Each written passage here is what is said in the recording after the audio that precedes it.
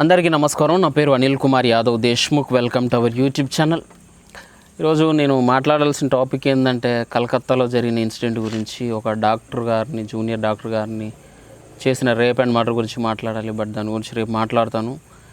ఇప్పుడు మాత్రం నేను లావణ్య అండ్ రాజ్ తరుణ్ విషయానికి కన్క్లూజన్ నా వైపు నుంచి ఇవ్వడానికి ప్రయత్నం నేను చేస్తున్నా. ఎందుకంటే నేను ఎప్పుడైతే ఈ ఇష్యూలోకి ఎంటర్ అయ్యానో, ఈ ఇష్యూ గురించి నేను ఎప్పుడైతే వాయిస్ రైజ్ చేశానో అప్పటి నుంచి నాకు కింద కొన్ని కామెంట్లు కానీ, నాకు వచ్చే వ్యక్తిగత ఫోన్ కాల్స్ కానీ, నా బంధువుల నుంచి కానీ, నా చుట్టాల నుంచి కానీ వచ్చే ఫోన్స్కి నేను ఆన్సర్ చేయాల్సిన అవసరం నాకు ఉంది. కాబట్టి ఎవరు ఏమనుకుంటే నాకేంది, నా ఇష్టం, నా ఛానల్ అని చెప్పి నేను అలా అనలేను.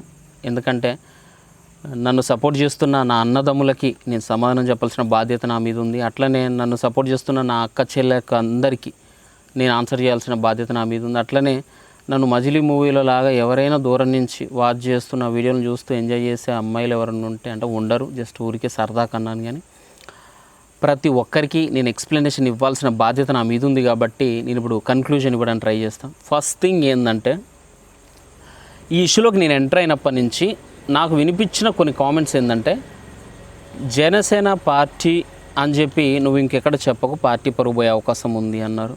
తర్వాత వెంటనే పవన్ కళ్యాణ్ గారు ఈ కుర్రోడికి జనసేన పార్టీకి ఎలాంటి సంబంధం లేదని చెప్పి అనౌన్స్ చేసేయండి అని కూడా కొంతమంది కామెంట్స్ రాస్తున్నారు. దీనికి నేను ఇచ్చే సజెషన్ ఏంటంటే, జనసేన పార్టీ నుంచి ఈ రాజ్ తరుణ్, లావణ్య ఈ విషయంలో మీరు పలానా వ్యక్తికే మద్దతు ఇవ్వాలి, మీరు పలానా రాజ్ తరుణ్ వైపే స్టాండ్ తీసుకోవాలి తప్పితే మీరు లావణ్యకు మద్దతు ఇవ్వడానికి వీలు లేదని జనసేన పార్టీ నుంచి అధికారికంగా ఏ ఒక్కరూ ప్రకటించలేదు. మన డిప్యూటీ ముఖ్యమంత్రి పవన్ కళ్యాణ్ గారు కానీ, లేకపోతే మన నాదెండ్ల మనోహర్ గారు కానీ, లేదా మన కొనిదెల నాగబాబు గారి నుంచి కానీ ఎటువంటి స్టేట్మెంట్ ఎవ్వరికి రాలేదు. సో ఎవరికి నచ్చిన స్టాండ్ వాళ్ళు తీసుకోవచ్చు. ఇది పార్టీలకి ఎటువంటి సంబంధం లేని విషయం. Okay, clear. నెక్స్ట్, ఈ ఇష్యూలో ఏం జరగబోతుంది, ఇంకో కాల్ వచ్చింది కదా, దీని గురించి మాట్లాడు, దాని గురించి మాట్లాడని అంటూ ఉన్నాడు. ఫస్ట్ థింగ్, ఇక్కడ ఈ అంశంని అబ్జర్వ్ చేసే జనాలు ముఖ్యంగా 3 కేటగిరీలు ఉంటాయి ఇక్కడ ప్రజల్లో. ఎవరైనా సరే ఈ టాపిక్ని కొంతమంది సింపుల్ ఇగ్నోర్ చేస్తారు. అసలు ఇది ఏమరా ఈ చెత్త, తమ్నేల్ కనపడితే చాలు స్కిప్ కొట్టుకుంటూ వెళ్ళిపోయేటోళ్ళు ఉంటారు. ఎవరంటే వాళ్ళంతా పెద్ద వయసున్న వాళ్ళు, అంటే లైక్ మా మదర్ కావచ్చు, మా నాన్న కావచ్చు, మీ తల్లిదండ్రులు ఎవరైనా సరే. ఎందుకంటే వీళ్ళది పెళ్ళవ్వని 15 ఏళ్ళ కాపురం. సో జనరల్గా మనోళ్ళది ఎట్లా అంటే, పెళ్ళైన దంపతులు ఎవరైనా మధ్యలో పంచాయతీలు అయితే వాళ్ళని సెటిల్ చేసి కలపడానికి ప్రయత్నం చేసే బాధ్యత మన తల్లిదండ్రులు తప్పితే, పెళ్ళి అవ్వకుండా కాపురం చేసేటోళ్ళందరిది నీ ఏమో ఇంద్రా ఇదంతా, ఇది ఏం కల్చర్ రా ఇదంతా, పనికిరాందంతా. అసలు అంటే ఎటువైపు కాదు వీళ్ళ స్టాండు. అసలు ఇష్యూనే రాంగ్, ఆ కల్చరే రాంగ్. పెళ్ళవ్వకుండా ఒకే గదిలో ఒక అపార్ట్మెంట్లో కలిసి ఉండడం ఏంది దిక్కుమాలిన కల్చర్ కాకపోతే అని చెప్పి స్కిప్ కొట్టేటోళ్ళు ఎక్కువ ఉన్నారు. నెక్స్ట్ పార్ట్ ఏంటంటే, ఈ ఇష్యూని అబ్జర్వ్ చేసిన వాళ్ళ దాంట్లో కొంతమంది అబ్బాయి వైపు స్టాండ్ తీసుకునే వాళ్ళు ఉన్నారు, రాజ్ తరుణ్ వైపుకి. ఎస్, ఆ అమ్మాయి మోసం చేసింది, ఇన్ని రికార్డులు ఉన్నాయి, ఇన్ని కాల్స్ ఉన్నాయి, ఇన్ని ప్రూఫ్లు ఉన్నాయి, ఇన్ని రకాలుగా అది ఉంది, ఇది ఉంది అని చెప్పి ఎఫ్ఐఆర్ కంప్లైంట్ ఉంది కాబట్టి ఇతని వైపే స్టాండ్ తీసుకుంటాం అనే వాళ్ళు ఉన్నారు. అండ్ అట్లనే లావణ్య వైపు కూడా ఆ అమ్మాయి గతంలో తప్పు చేసిందా, ప్రస్తుతం తప్పు చేస్తూ ఉందా అనేది పక్కన పెడితే 15 ఏళ్ల పాటు రాజ్ తరుణ్తో కాపురం చేసిన మాట వాస్తవం. కాబట్టి అలాంటి అమ్మాయిని అతను కావాలని వదిలించుకోవడానికి ఇవన్నీ క్రియేట్ చేస్తూ ఉన్నారు తప్పితే, అది నిజంగా అమ్మాయి తప్పు చేస్తుంటే ఎప్పుడో వదిలిపెట్టాలి కదా, ఇప్పుడే ఎందుకు వదిలిపెడతా ఉన్నాడు అని చెప్పి మాట్లాడే వాళ్ళు ఉంటారు. సో ఎవరి అభిప్రాయం, ఎవరి స్వేచ్ఛ వారిది. ఎటైపోయినా ఎవరైనా స్టాండ్ తీసుకోవచ్చు. ఇక్కడ నేను ఎందుకు తీసుకున్నానంటే, నాకు లావణ్య నుంచి నాకు డబ్బులు వస్తాయన్న ఆశతోనో, లేకపోతే రాజ్ తరుణ్ నుంచి నేనేదో లబ్ధి పొందాలన్న ఆశతోనో నాకు అసలు లెస్ ఇంట్రెస్ట్. కాకపోతే ఈ తప్పొప్పులు పక్కన పెడితే, నా స్టాండ్ రాజ్ తరుణ్, లావణ్య అనే విషయాన్ని పక్కన పెడితే, వాళ్ళ 15 ఏళ్ల జీవితంలో ఏం జరిగిందనేది వాళ్ళిద్దరికీ ఎక్కువగా తెలిసి ఉంటుంది. మధ్యలో వచ్చిన నాకు కానీ, మీకు కానీ, ఇంకొకరికి కానీ తెలిసింది గోరంత, తెలియాల్సింది కొండంత. సో ఇటు లావణ్య వైపుకి ఒక అడ్వకేట్ ఉన్నాడు, ఇటు రాజ్ తరుణ్ వైపుకి ఒక అడ్వకేట్ ఉన్నాడు. వీళ్ళ 15 ఏళ్ల జీవితంలో ఏం జరిగిందనేది వాళ్ళ అడ్వకేట్ అటే వినిపిస్తాడు, వీళ్ళ అడ్వకేట్ ఇటే వినిపిస్తాడు. సో ఈ 2 స్టేట్మెంట్లు విన్న తర్వాత అంతిమ తీర్పు మన న్యాయస్థానం వెల్లడిస్తుంది, పోలీస్ స్టేషన్లు ఉన్నాయి. కాబట్టి జరిగే నిర్ణయం లేకపోతే జరిగే న్యాయం ఎలాగూ జరుగుతుంది. ఈ లోపల మీడియా ముందుకు వచ్చి కొద్దిమంది ఎవరు ఈ పలానా ఆర్జే శేఖర్ అనేటోడు కావచ్చు, ఇంకొకరు కావచ్చు, పదే పదే ఒక ఆడియో కాల్ పెట్టడం, పదే పదే ఒక ఎఫ్ఐఆర్ పేజీని చూపెట్టడం, దీని ద్వారా అంటే ఏం సాధిస్తానని నాకు అర్థం కాదు. ఇప్పుడు అమ్మాయి వైపు ఈ తప్పులు ఉన్నాయి. ఇప్పుడు నేనంటే చాలామంది అంటారు నిజమే కదా, అమ్మాయి చేసిందే కదా ఆర్జే శేఖర్ చూపెట్టే, తనేం లేని చూపెట్టట్లే కదా అంటున్నారు. ఇవేవో ఆ న్యాయస్థానం ముందు చూపెడితే అవును ఈ అమ్మాయి తప్పు చేసిందని వాళ్ళు భావిస్తే రాజ్ తరుణ్ని ఈ కోర్టు నుంచి, ఈ కేసు నుంచి ఏదో యాంటిసిపేటరీ బెయిల్ వచ్చింది కాబట్టి అతను సేఫ్ అంటా ఉన్నారు.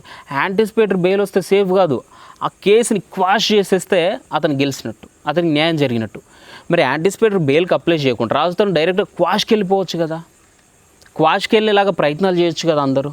ఈ ఆర్జే శేఖర్ కానీ, లావణ్య కానీ, ఈ ప్రీతి కానీ, ఇంకొకరు మస్తాన్ సాయి కానీ ఎవరైనా ఏ ఉన్నా కూడా అతనికి డైరెక్ట్ కోర్టులో ప్రొడ్యూస్ చేసి ఈ ప్రూఫ్లన్నీ పాపం అతని కేసు నుంచి క్వాష్ చేసి అతను బయటికి తీసుకురావచ్చు కదా, దానికి ప్రయత్నం చేస్తే అయిపోద్ది కదా. సరే ఎవరు గెలిచినా అంతిమంగా ఎవరి వైపు న్యాయం ఉంటే ఎవరి వైపు ధర్మం ఉంటే అలాగే గెలుస్తారు. నేను లావణ్య గెలవాలని నేను కోరుకున్నంత మాత్రం జరగదు, ఎందుకంటే ఈ అమ్మాయి జీవితంలో ఏం తప్పులు చేసిందనే నాకు పూర్తిగా తెలియదు. అట్లనే రాజ్ తరుణ్ వైపు ఏం పూర్తిగా తప్పులు జరిగింది నాకు తెలియదు, అట్లనే ఆర్జే శేఖర్కి తెలియదు, మీకు తెలియదు, నాకు తెలియదు, ఎవరికి తెలియదు. సో తెలిసేది ఎవరికి, వాళ్ళిద్దరికి తెలుసు, వాళ్ళ అడ్వకేట్లకు తెలుసు. కాబట్టి ఆ న్యాయం ఎలాగూ జరుగుతుంది. దాన్ని పక్కన పెట్టి పదే పదే మీడియాలో ఒక అమ్మాయిని క్యారెక్టర్ అసాసినేట్ చేయడం అనేది నాకు పర్సనల్గా నచ్చక, అంతకుమించి నేను ఆశించింది, అంతకుముందు నేను పొందింది, నేను పొందాలనుకున్నది ఏది లేదు. నిజం చెప్పాలంటే ఇన్ఫ్యాక్ట్ మీరు నమ్ముతారో లేదో, ఈ లావణ్య అనే అమ్మాయితోటి నేను ఫోన్ కాల్ ఫస్ట్ టైం మాట్లాడినప్పుడు ఆ అమ్మాయి ఒక మాట అడిగింది నన్ను, ఏమండి మిమ్మల్ని ఒక మాట్లాడుతాం తప్పుగా అనుకోరు కదా అన్నది. చెప్పండి లావణ్య గారు అన్న. అంటే ఆవిడేమని తెలుసా, రాజ్ తరుణ్ వదిలిపెట్టిన 15 కుక్కలకి అంటే భోజనం అంటే దానికి ఫుడ్ పెట్టాలంటే బాగా ఎక్స్పెన్సివ్ అవుతూ ఉందండి, వాటికి చాలా ఖర్చు అవుతుంది, మనం ఏమైనా ఫండ్ రైజ్ చేస్తే ఏమైనా ప్రాబ్లం అవుద్దా అని ఇందామని. ఫ్యూజ్లు అవుట్ నాకు, ఆ పొజిషన్లో ఉంది అమ్మాయి. కుక్కలకు భోజనం పెట్టడానికి ఫండ్ రైజ్ చేయొచ్చా అండి, ఎందుకంటే 30 కుక్కలు 15 కుక్కలు సంథింగ్ అన్నారు, అవి ఒక్కొక్కటి ఇంతలా ఉన్నాయంట. మరి వాటికి మనిషి నేను తిన్నదానికంటే డబుల్ ట్రిపుల్ తింటే నన్ను మేపడానికే మా వాళ్ళకి చాలా కష్టం అవుతుంది. మరి అలాంటిది అన్ని 15 కుక్కలు మేపాలంటే ఎడికేలు వస్తుంది ఫుడ్. అదే అమ్మాయి పొజిషన్. అలాంటి అమ్మాయిని మనం క్యారెక్టర్ అసాసినేట్ చేసి ఏం సాధిద్దామని, ఎవరికి ఏం ఉపయోగం దానివల్ల? ఇప్పుడు అమ్మాయి తప్పు చేసిందా ఒప్పు చేసిందా కోర్టులు చెప్తాయి. ఈ లోపల బయటకు వచ్చి పదే పదే పదే ఫర్ ఎగ్జాంపుల్ ఒకటి చెప్తాను. ఇప్పుడు అమ్మాయి చిన్న ఎగ్జాంపుల్, నేను ఇదే కరెక్ట్ అని చెప్పను, నాకు అనిపించింది ఏంటంటే, ఇప్పుడు లావణ్య అనే అమ్మాయి వేరే వాళ్ళతో తిరిగింది కాబట్టి రాజ్ తరుణ్ అలా చేయడంలో తప్పు లేదు అని చెప్పి అంటూ ఉన్నారు. సో దీన్ని మనం ఇంకో రకంగా ఆలోచిద్దాం. ఇప్పుడు జనరల్గా కొంతమంది లేడీస్ ఉంటారు, అంటే ఇంట్లో భర్త చేతగానోడో లేకపోతే భర్తకి సంపాదన లేకనో తాగుడుకు మద్యానికి అలవాటైనోడో చాలామంది ఏం చేస్తారంటే ఆర్థిక ఇబ్బందులతోటి కొంతమంది ఆడోళ్ళు ఏం చేస్తారంటే ఒక వ్యాపారం చేస్తారు. ఏంది ఇది? ఇదే వ్యభిచారం అనుకోవచ్చు, వేషలాగా చేస్తూ ఉంటారు. అట్లా చేసే ఆడది ఇప్పుడు ప్రాస్టిట్యూట్ చేస్తుందంటే అది ఇంకా క్యారెక్టర్ లెస్ అనే కదా దాని అర్థం. అలాంటి ఆడదాన్ని అంటే అది ఎట్లాగూ నింజే, అది ఎవరితో పడితే ఆడితోడు పోద్ది, 500 ఇస్తే ఎవరితోటైనా పడుకుంటుంది. కాబట్టి దాన్ని మనం రేపు చేయొచ్చు, దాన్ని 15 రోజులు వాడుకోవచ్చు, దాన్ని 15 సంవత్సరాల పాటు ఒక అపార్ట్మెంట్లో పెట్టి దాంతో ఇష్టం నచ్చినట్టుగా మనం ఎంజాయ్ చేయొచ్చు. ఎందుకంటే అది వేశ్య కాబట్టి. అలాంటి దాన్ని అవసరమైతే చంపవచ్చు కూడా, ఎందుకంటే అది వేశ్య కాబట్టి అని చెప్పి మనం మెసేజ్ ఇస్తానట్ట సొసైటీకి. నాకు అర్థం కాదు. అంటే ఆ అమ్మాయికి పలానా మస్తాన్ సాయితో మాట్లాడిందన్నా, లేకపోతే పలానా చింటుతో మాట్లాడిందన్నా, లేకపోతే ఇంకోటి అనుకుందాం, ఈ రికార్డులే నిజం అనుకుందాం, ఆ అమ్మాయి చేసింది తప్పు అనుకుందాం. తప్పు అయితే మాత్రం ఈ అమ్మాయిని ఎవడైనా రావచ్చు, ఎవడైనా చేయొచ్చు, ఎవడైనా అమ్మాయిని వదిలించుకోవచ్చు. తను ఒక బొమ్మ మాత్రమే. అంటే ఇప్పుడు ఒక ఆడపిల్ల ఉంది, ఫర్ ఎగ్జాంపుల్ నేను చెప్పిన ఇందాక ఎగ్జాంపుల్గా ఒక వేశ్య ఉందనుకుందాం. వేశ్య చేసేదే వ్యభిచారం, తను చేస్తూ ఉంది, డబ్బులకు చేస్తూ ఉంది. సడన్గా ఎవడో కుర్రోడో లేకపోతే ఇంకోడో కామిస్ట్ గాడు వచ్చిండు, ఆ అమ్మాయిని బలవంతంగా ఆ వేశ్యను రేప్ చేసి తనను చిత్ర హింసలు పెట్టిండు. అలాంటి అమ్మాయి వెళ్ళి కంప్లైంట్ ఇస్తే కూడా కోర్టులు స్వీకరించవన్నమాట. ఎందుకంటే నువ్వు చేసిందే ఇంతమందితో చేసినావు, అలాంటిది వాడొచ్చి నిన్ను చేసి ఇది చేస్తే నీకు నొప్పి వచ్చిందా అని చెప్పి ఈజీ కొట్టేయచ్చు అన్నమాట మనం ఈ లెక్కన. అంటే వేష్యకి నచ్చినా నచ్చకపోయినా తను చేసే తప్పు కాబట్టి దాన్ని ఏ రకంగానైనా మనం యూజ్ చేసుకోవచ్చు అన్నమాట. యూజ్ చేసుకోవచ్చు, చేతులు దులిపేసుకోవచ్చు ఈజీగా. లైక్ లావణ్య లాగన్నమాట. అంటే లావణ్య గతంలో ఒక మనిషితో మాట్లాడిందన్నా, లేకపోతే ఫోన్ రికార్డింగ్ ఏదైనా మన దగ్గర ప్రూఫ్ ఉందన్నా, లేకపోతే ఒక ఎఫ్ఐఆర్ కాపీ మన దగ్గర ఉందన్నా కూడా ఆ అమ్మాయిని రాజ్ తరుణ్ 15 ఏళ్ల పాటు వాడుకోవచ్చు, 2017 దాకా ఫిజికల్గా వాడుకోవచ్చు, ఆ తర్వాత వదిలేయచ్చు ఈజీగా. అని ఏంది లాజిక్ నాకు అర్థం కాదు. అంటే ఇప్పుడు వేస్ట్ చేసేది కమిట్మెంట్. నువ్వు నాకు 500 ఇచ్చినవా, నేను అర్ధగంట సేపు ఉంటా, లేకపోతే 1 గంట సేపు ఉంటా, ఇది వాళ్ళ కమిట్మెంట్. మరి వీళ్ళిద్దరు కమిట్మెంట్ ఏంది? మనం పెళ్లి చేసుకుందాం, మీ అమ్మ నాన్నల దగ్గర బ్లెస్సింగ్స్ తీసుకుందాం. అదే పేరెంట్లు ఏమని బ్లెస్ చేశారు వాళ్ళని, నెక్స్ట్ ఇయర్ కల్లా నాకు మనవడో మనవరాలు కావాలని చెప్పి రాజ్ తరుణ్ వాళ్ళ అమ్మ నాన్న కూడా చెప్పిండు. అంటే ఏంది, వాళ్ళు ముందే పెళ్లి చేసుకుందామని డిసైడ్ అయ్యే డేటింగ్లోకి దిగిళ్ళు వాళ్ళు. అలాంటి అమ్మాయిని మధ్యలో ఒక అఫేర్ వచ్చిందనో ఇంకోటి వచ్చిందనో వదిలేయచ్చు అన్నమాట. వదిలేస్తే ఆ అమ్మాయి ఎందుకు నన్ను ఇట్లా వదిలేసిన బయటకు వస్తే ఆ గతంలో నువ్వు ఇంకోటితో పెట్టుకున్నా ఈ రికార్డ్ చేసి ఆ అమ్మాయిని ఒక ప్రాస్టిట్యూట్ లాగా క్రియేట్ చేయొచ్చు మనం. లాజిక్ నాకు అసలు నచ్చలేదు, నిజంగా నాకు నచ్చల. ఇప్పుడు ఆ అమ్మాయికి అన్యాయం జరిగిందని తను చెప్పింది, అది న్యాయమా అన్యాయమా అనేది కోర్టులు చెప్తాయి. చాలా తొందరగానే జస్టిస్ జరుగుతుంది, ఆల్రెడీ ఆ ప్రాసెసింగ్లో ఉంది. అది జరిగేది లీగల్గా జరగనియండి, మధ్యలో మన ఇంట్రెస్ట్ ఎందుకు?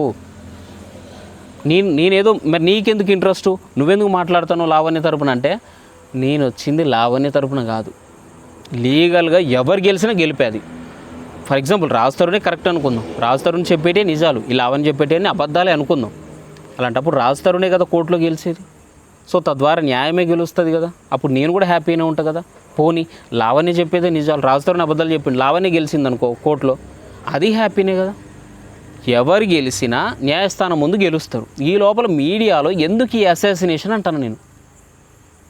నా లాజిక్ అర్థమైతే నేను ఎటువైపు స్టాండ్ కాదు నాది. ఇక్కడ మీడియా ఇంట్రెస్ట్ ఉంది చూసినావా, ఇది తప్పు. ఇప్పుడు కలకత్తాలో జరిగింది ఒక ఇన్సిడెంట్, చెప్పినా మొన్న స్టార్టింగ్లో వీడియోలో, అది చెప్పాలనుకుంటా, చెప్పినా ఆ టాపిక్ గురించి మాట్లాడి ఆ టాపిక్ గురించి డిబేట్లు పెట్టడం మంచిది, దాని గురించి వాయిస్ రైజ్ చేస్తే మంచిది. దాని గురించి అర్జశేఖర్ బాజు ఇంకోటి లావణ్య ప్రీతి ఇంకో మస్తాన్ సాయి ఎవడైనా వచ్చి మాట్లాడితే హ్యాపీ. ఇది రాదు మనకి, అసలోడు బయటికి రాడు, వీళ్ళు బయట వద్దులే. ఇక మళ్ళీ నేను డెప్త్గా మాట్లాడితే మళ్ళీ వేరే రకంగా అనుకుంటాను. నేను ఇటే సపోర్ట్ అని కాదు నాన్న, నేను అనేది ఏంది రాదా బుజ్జిలు వినండి. నేను చెప్పేది ఏంటంటే, రాజ్ తరుణ్ కరెక్టా కోర్టు చెప్పిద్ది, లేదు లావణ్య రైటా అదే కోర్టు చెప్పిద్ది. వాళ్ళు చెప్పనియండి, కోర్టు చెప్పేదాకా ఆగండి. ఈ లోపల మన ఇంట్రెస్ట్లు మన అభిప్రాయాలు, ఒక అమ్మాయి నాశనాన్ని కోరుకుంటే అది మంచిది కాదు. ఆ అమ్మాయి వేస్యే కావచ్చు, ఆ అమ్మాయి చేసిన తప్పే కావచ్చు, సరే తన పోరాటం తను చేస్తుంది కదా లీగల్గా, చేయనియండి, మనకేం నష్టం. ఒకవేళ రాజ్ తరుణే కరెక్ట్ అనుకుంటే ఆబ్వియస్లీ అతనికి కోర్టులో అతనే గెలుస్తాడు కదా. అతనేం పాపం ఏమంటారు అమాయకుడు అనామకుడు అని చెప్పి ఫీల్ అయ్యి ఓదార్తా ఉన్నాం కదా. ఒకవేళ నిజంగా అతను అమాయకుడు అయ్యి ఉంటే నిప్పులాగా బయటకు వస్తాడు కదా అతనే. అప్పటిదాకా మనకు ఎందుకు ఇంత షుగర్ పేషెంట్ లాగా బిహేవ్ చేస్తున్నాం మనం? కొంచెం షుగర్ ఆపుకుందాం, న్యాయం ఎటేపు ఉంటే అటేపు గెలుస్తుంది. ఓకేనా? నేను చెప్పింది అర్థమైంది అనుకుంటా, ఏమైనా మర్చిపోయిందా? అంత వచ్చిందా? ఓకే, థ్యాంక్ యూ, జై హింద్.